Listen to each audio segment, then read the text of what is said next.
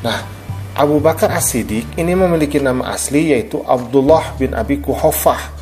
Beliau berasal dari Bani Taim dan beliau dilahirkan pada tahun 573 Masehi. Jadi Abu Bakar ini diberi gelar oleh Rasulullah As-Siddiq, artinya orang yang membenarkan, karena beliau adalah orang yang pertama mempercayai dengan adanya peristiwa Isra Mi'raj. Nah, apa saja sih keutamaan dari Abu Bakar As-Siddiq? Yang pertama adalah beliau termasuk as-sabiqun al-awwalun. Di as-sabiqun al-awwalun ini adalah orang-orang yang pertama masuk Islam. Nah, yang pertama masuk Islam dari kalangan sahabat itu adalah Abu Bakar As-Siddiq, ya. Bahkan Abu Bakar As-Siddiq pun ini adalah teman yang sangat dekat dari Nabi masih muda, ya. Kemudian yang kedua, Abu Bakar As-Siddiq adalah sahabat yang paling dekat dengan Nabi Muhammad. Jadi mereka sangat akrab sekali, ya, karena sudah berteman dari usia yang muda sekali. Kemudian yang ketiga, Abu Bakar As-Siddiq adalah orang yang mendampingi Nabi dalam hijrah. Nah, yang mendampingi Nabi ketika hijrah dari kota Mekah ke kota Madinah ini adalah Abu Bakar As-Siddiq. Kemudian yang keempat adalah Abu Bakar As-Siddiq ini merupakan mertua dari Nabi Muhammad karena beliau adalah ayah dari Siti Aisyah binti Abu Bakar. Nah, jadi sebetulnya perjuangan Abu Bakar As-Siddiq dalam Islam itu sungguh luar biasa. Karena seperti Nabi, hampir seluruh hartanya itu dikorbankan demi perjuangan Islam, ya.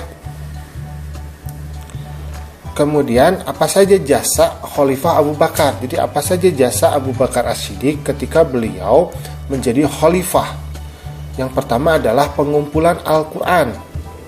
Ini adalah rekomendasi dari Umar bin Khattab. Kegiatan ini dipimpin oleh Zaid bin Sabit. Jadi ketika Nabi meninggal, maka Abu Bakar kemudian diangkat menjadi khalifah.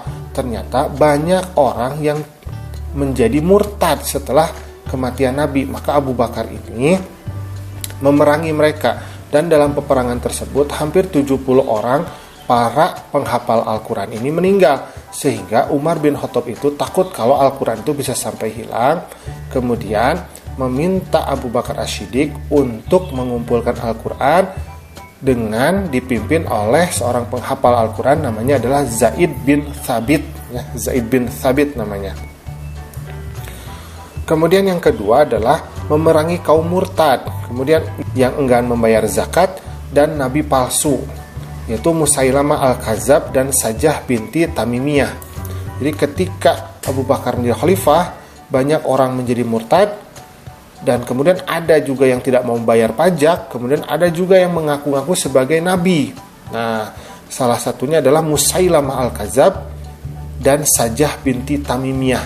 Nah, kemudian orang-orang ini diperangi oleh Abu Bakar As-Siddiq, ya, sampai mereka pun menjadi kalah. Kemudian yang ketiga adalah ekspedisi ke utara. Jadi Abu Bakar As-Siddiq juga melakukan ekspedisi ke utara untuk melawan Kekaisaran Bizantium dan Kekaisaran Sassanid.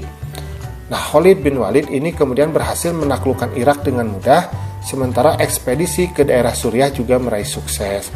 Jadi bangsa Arab pada saat itu dijajah oleh dua kekuatan yang sangat besar, yaitu Kekaisaran Bizantium atau Romawi Timur dan Kekaisaran Sassanid atau yang kita namakan sebagai Persia. Nah, mereka menguasai tanah Arab.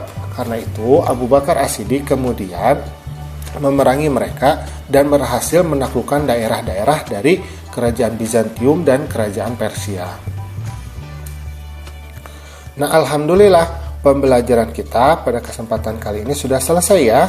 Terima kasih sudah menyimak. Assalamualaikum.